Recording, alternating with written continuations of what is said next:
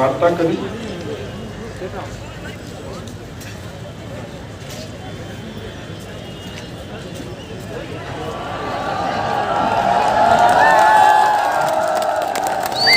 योगेश यादव, मोहसिन, राम सिंह समोता, हिंगलाज दान, नरपत जानी,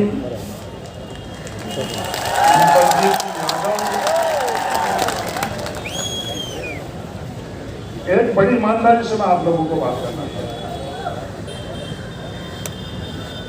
जो कुछ भी हम लोग हासिल करेंगे वो हमारी जीत नहीं, और जो मैंने आप लोगों से वादा दिया कि हमारी इस लड़ाई का, इस सदन का, जब तक उन हमारे परिवार के विद्यार्थियों की शैडो पोस्ट नहीं बने, तब तक हम लोगों के आंदोलन खत्म नहीं होगा। और आप सब लोगों ने हाथ खड़ा कर, मजबूरी में तो आप लोग कोई नहीं आए, यहां बैठे हुए लोग तो कोई मजबूरी में हम लोग आ सकते हैं, पर आप लोग कोई भी मजबूरी में नहीं आए, अपने मन से आए। आप पर कोई दबाव नहीं था, कोई मजबूरी नहीं थी, सब आप लोग अपने मन से आए हो। और आप सब लोगों ने यह वादा किया कि हम लोग इसके अगले चरण का जो संघर्ष है शैडो पोस्ट में, उसमें ईमानदारी से हमारे भाइयों के साथ अपन लोग संघर्ष करेंगे। ये वादा तो किया है कि अपने पास कुछ भी नहीं है, अपने पास अपनी जवान और अपना श्रम। दुनिया पूछती है ना कि डीएनए क्या है, तो अपने डीएनए यही है कि जो का है जबान है, चाहे फायदा नुकसान है जुबान के ऊपर रहना, और दूसरा हमारा खुद का श्रम, उससे हम लोग यहाँ तक पहुंचे हैं।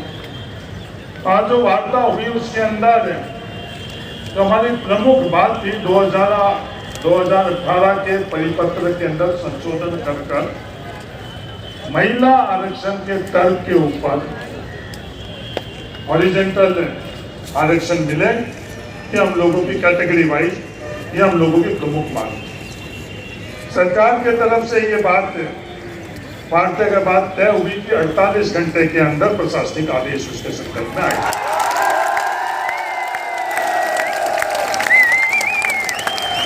पर ये हमारी जीत पूरी जीत नहीं है,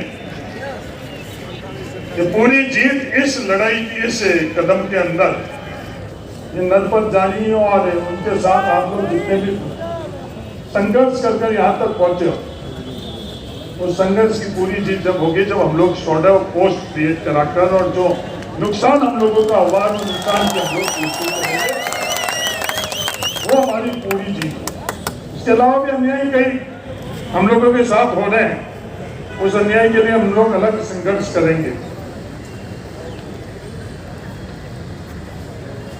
दूसरी हम लोगों की मांग थी कि रोस्टर सही बने। रोस्टर सही बनने के संदर्भ में डीओपी ने कहा है कि हम सभी विभाग को ये सुनिश्चित करेंगे कि प्रॉपर रोस्टर बने। तो मैं ईमानदारी से आप लोगों से कहना चाहता हूं, हमारी सफलता हमारी जागृति।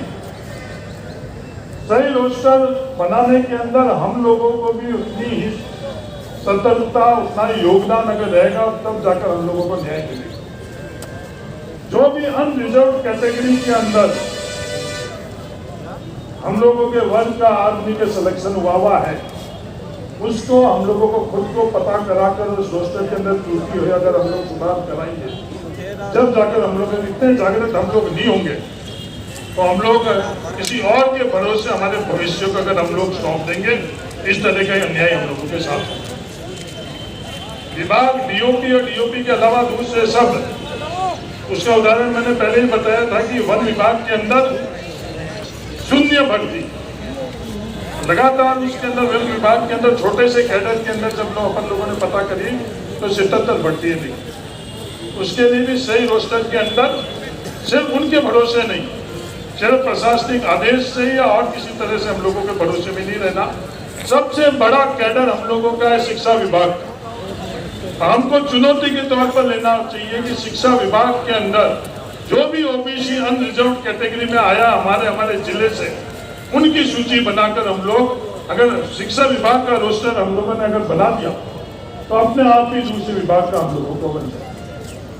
हर जगह ओबीसी के हम लोग हैं, तो किसी के भरोसे हम लोगों को नहीं छोड़ना चाहिए। उससे अगर सही रोस्टर बनेगा, विभाग जरूर डीओपी मान चुका है कि सही रोस्टर बनवाएंगे, सरकार मान चुकी है, पर हम लोगों को भी इतनी ही जागृति रखनी पड़ेगी इस संदर्भ में। 48 घंटे का हम लोगों को इंतजार करना चाहिए। 48 घंटे बाद अगर वो प्रशासनिक आदेश हम लोगों के हाथ में नहीं आया तो संघर्ष समिति मिलकर तय करेगी कि इसके बाद में हम लोगों को इसके बाद में किसी प्रकार की वार्ता नहीं होगी। ये बात आपको मैं बड़ी इसके बाद में चाहे पूर्व वक्ताओं ने कईयों ने बोला कि 45 दिन तक बैठना पड़े, 45 दिन बैठना पड़े, 45 सप्ताह बैठना पड़े, महीने बैठना पड़े, फिर अपने को बैठ कर ही संघर्ष करना। ये संघर्ष समिति की बात है।